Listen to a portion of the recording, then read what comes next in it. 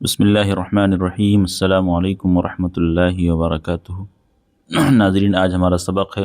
قربانی کا بیان۔ اس سے پہلے ہم نے نماز عید الفطر اور نماز عید الاضحیٰ کا طریقہ سیکھا تھا اور پڑھا تھا، ٹھیک ہے۔ کتاب کا نام ہے انوار شریعت، تو سبق نمبر ہے قربانی کا بیان۔ آج کے اس ویڈیو میں ہم قربانی کا طریقہ، قربانی کس پر واجب ہوتی ہے، اس کو بہت ہی آسان لفظوں میں ہم سیکھیں گے، اور مالک نصاب کون ہوتا ہے، قربانی کی دعا کیا ہے، تمامی چیزوں کو انشاءاللہ ہم سیکھیں گے، تو بنے رہیں ویڈیو کے آخر تک۔ تو چلیے شروع کرتے ہیں۔ سوال ہے کہ قربانی کرنا کس پر واجب ہے، ٹھیک ہے۔ تو جواب ہے قربانی کرنا ہر مالک نصاب پر واجب ہے، ٹھیک ہے۔ اب یہ مالک نصاب کیا چیز ہے، تو اس کو ہم سیکھیں گے ابھی انشاءاللہ۔ سوال: قربانی کا مالک نصاب کون ہے؟ جواب: قربانی کا مالک نصاب وہ شخص ہے جو 52.5 تولہ چاندی یا 7.5 تولہ سونا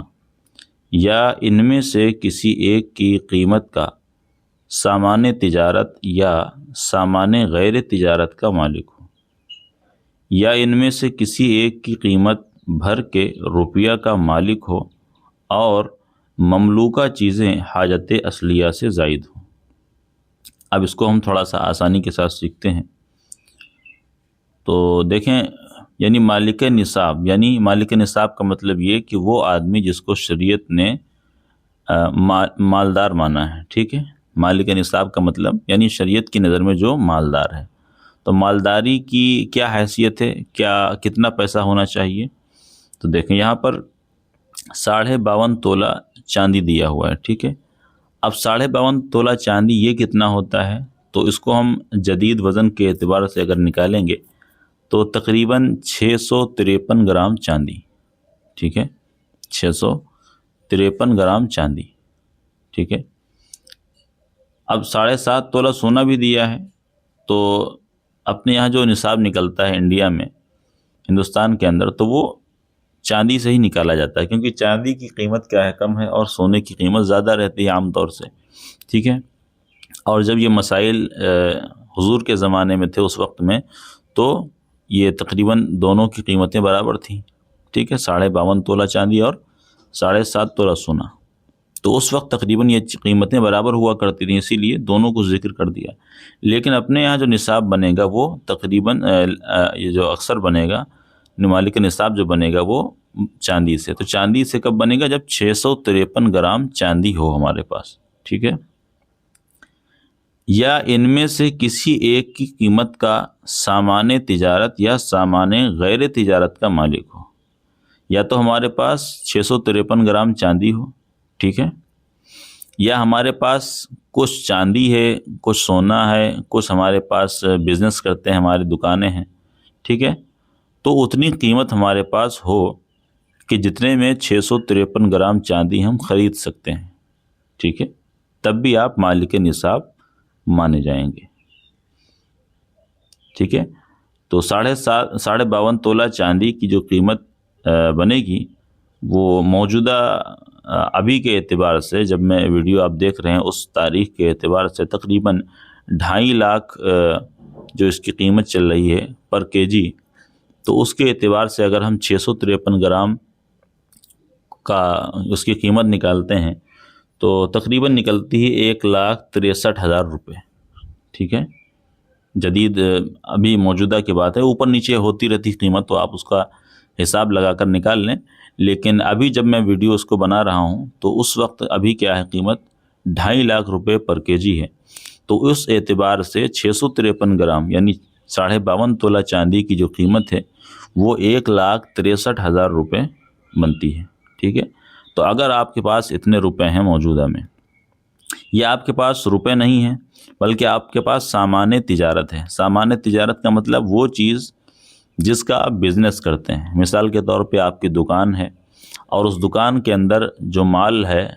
یا کپڑے کی دکان ہے یا جوتا چپل کی دکان، کسی بھی چیز کی دکان ہے، تو آپ کی دکان کے اندر جو مال لگا ہوا ہے اس کو بولتے ہیں سامان تجارت، ٹھیک ہے۔ تو اس مال کی آپ قیمت نکالیں گے، اور آپ کے پاس تھوڑا سونا ہے، تھوڑے سے پیسے ہیں، تھوڑی سی چاندی ہے، ٹوٹل آپ جوڑ لیں گے، ٹھیک ہے، تو ٹوٹل قیمت جو بننا چاہیے وہ آپ کی بنے 653 گرام چاندی کی قیمت کے برابر، ٹھیک ہے۔ اگر اس قیمت کو آپ کہ اس کی قیمت تک آپ کی ملکیت پہنچ جاتی ہے تو آپ مالک نصاب ہیں، ٹھیک ہے۔ سامان غیر تجارت، سامان غیر تجارت کا مطلب یہ یعنی وہ سامان جو ہم نے بیچنے کے لیے نہیں رکھا ہے لیکن ہمارے پاس وہ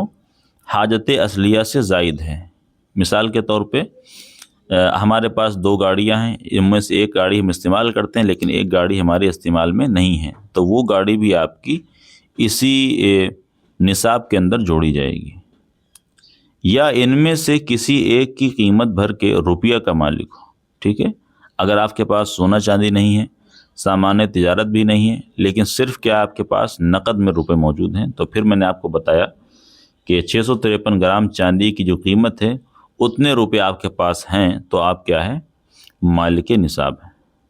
ہاں، ایک لفظ اور یہاں پر رہ گیا، مملوکہ چیزیں حاجت اصلیہ سے زائد ہوں۔ مملوکہ کے معنی ہوتے ہیں یعنی جو چیزیں آپ کی ملکیت میں ہیں، جو آپ کے اختیار میں ہیں، جو چیزیں جن چیزوں کے آپ مالک ہیں، ٹھیک ہے، اس کو بولتے ہیں مملوکہ چیزیں۔ اور حاجت اصلیہ بولتے ہیں یعنی وہ چیزیں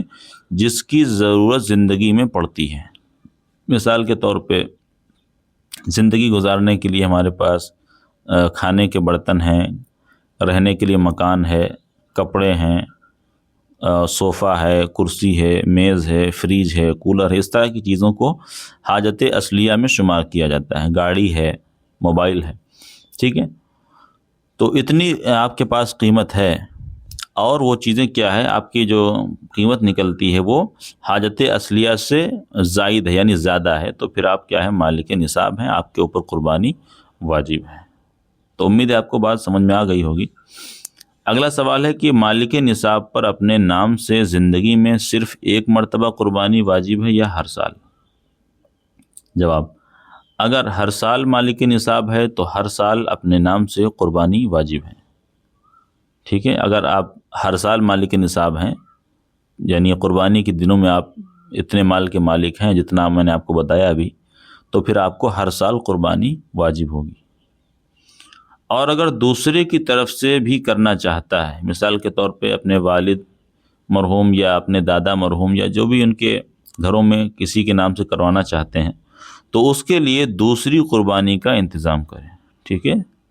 ایسا نہیں ہو سکتا کہ ہم جو ہے ہمارے اوپر واجب ہے اور ہم اپنے نام سے نہ کرا کے اپنے والد صاحب کا نام کرا دیں، تو ایسا نہیں ہو سکتا ہے، ٹھیک ہے۔ اگر آپ مالک نصاب ہیں تو آپ کو اپنی طرف سے قربانی کرانا واجب ہے۔ آپ کسی اور کی طرف سے کرانا چاہتے ہیں تو اس کے لیے آپ کو دوسری قربانی کا انتظام کرنا پڑے گا۔ اب سوال ہے کہ قربانی کرنے کا طریقہ کیا ہے؟ جواب، قربانی کرنے کا طریقہ یہ ہے کہ جانور کو بائیں پہلو پر یعنی بائیں کروٹ پر اس طرح لٹائیں کہ منہ اس کا قبلہ کی طرف ہو، ٹھیک ہے، اور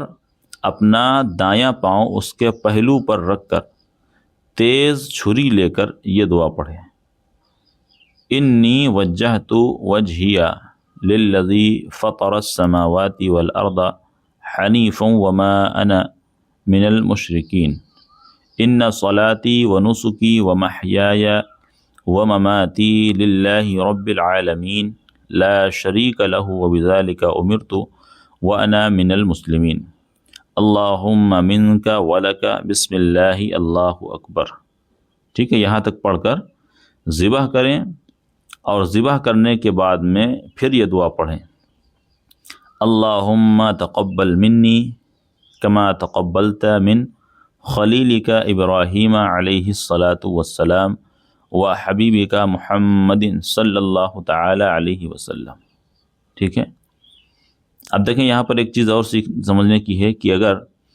اپنی طرف سے قربانی کر رہے ہیں تب تو یہ دعا پڑھنا بالکل صحیح ہے، لیکن اگر کسی دوسرے کی طرف سے ہم قربانی کر رہے ہیں، مثال کے طور پہ ہمارے کوئی پڑوس میں ہے یا ہمارے کوئی رشتہ دار ہیں، ان کے گھر پہ قربانی کرنے کے لیے ہم گئے ہیں اور ان کے نام سے قربانی کرنا ہے، تو پھر ہم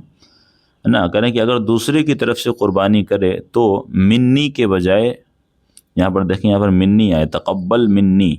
تو منی کے بجائے ہم من کہیں گے اور من کہہ کر اس کا نام لیں گے، ٹھیک ہے، اللہم تقبل من، اور اس کے بعد جو بھی شخص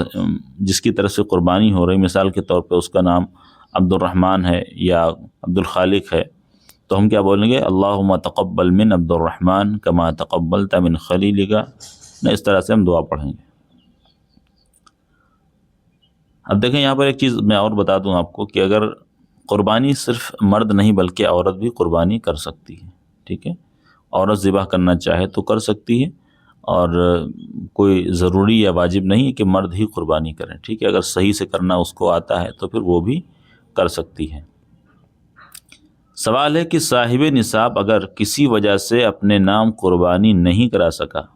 اور قربانی کے دن گزر گئے تو اس کے لیے کیا حکم ہے، ٹھیک ہے، یعنی کسی مجبوری کی بنا پر جانور نہیں مل پایا یا اور کوئی پریشانی یا دقت کی وجہ سے مجبوری میں یا کسی اور وجہ سے قربانی نہیں کر سکا اور اس کے دن نکل گئے قربانی کے اور وہ مالک نصاب بھی تھا، تو اب کیا کریں؟ تو جواب، ایک بکری کی قیمت اس پر صدقہ کرنا واجب ہے، یعنی ایک بکری جو 1 سال کی وہ کم از کم اتنی قیمت معلوم کر لے اور اس قیمت کو کیا کرے، صدقہ کر دے، یعنی اس کو فقراء و مساکین کے اندر بانٹ دے۔ اگلا سوال ہے، کیا قربانی کے چمڑے کو اپنے کام میں لا سکتا ہے؟ جواب، قربانی کے چمڑے کو، یعنی جو اس کی کھال ہوتی ہے، چمڑے کو باقی رکھتے ہوئے اپنے کام میں لا سکتا ہے، مثلا مصلی بنا یعنی جائے نماز بنا سکتا ہے، یا مشکیزہ وغیرہ، مشکیزہ یعنی جس میں پانی بھرا جاتا تھا پہلے زمانے میں، مگر بہتر یہ ہے کہ صدقہ کر دے، استعمال نہ کرے تو ہی بہتر ہے، اس کو صدقہ کر دینا چاہیے،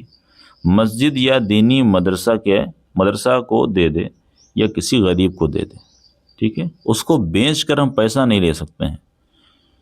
قربانی کی جو کھال ہے اس کو بیچ کر اس کا پیسہ ہم اپنے استعمال میں نہیں لا سکتے ہیں، ٹھیک ہے، اگر آپ استعمال کرنا چاہتے ہیں تو آپ جائے نماز بنا سکتے ہیں یا مشکیزہ بنا سکتے ہیں، تو یہ اس دور میں تو ایسا ہوتا نہیں ہے، تو اس کو صدقہ کر دینا ہی بہتر ہے، یا کسی آپ قریب کی مسجد میں یا مدرسے میں آپ اس کو دے دیں۔ اب سوال ہے، کیا مسجد کے لیے قربانی کا چمڑا دینا جائز ہے؟ جواب، ہاں، مسجد کے لیے قربانی کا چمڑا دینا جائز ہے، اور بیچ کر اس کی قیمت دینا بھی جائز ہے، چاہے آپ سیدھا ڈائریکٹ وہاں پر اس کا چمڑا یا کھال بھیج دیں یا اس کی قیمت دے دیں، دونوں طریقے جائز ہیں، لیکن اگر چمڑے کو اپنے خرچ میں لانے کی نیت سے بیچا تو اب اس کی قیمت کو مسجد میں دینا جائز نہیں ہے، یعنی کسی شخص نے کیا ہے، یہ نیت کی کہ ہم اس کو بیچ لیں، اس کے بعد اس کے پیسے اپنے ہم خرچ کر لیں گے، اس نیت سے بیچ کر پھر پیسے جو ہے دینا جائز نہیں ہے، اور اگر آپ نے نیت یہ کی ہے کہ میں اس کے پیسے بیچ کر مدرسے میں یا مسجد میں دے دوں گا تو پھر وہ دینا جائز ہے۔ تو امید ہے ویڈیو آپ کو پسند آئی ہوگی، اگر آپ گزارش آپ سے یہ ہے کہ اس ویڈیو آپ کو اچھی لگی ہو تو چینل کو سبسکرائب کر لیں، دوستوں کے ساتھ شیئر کریں۔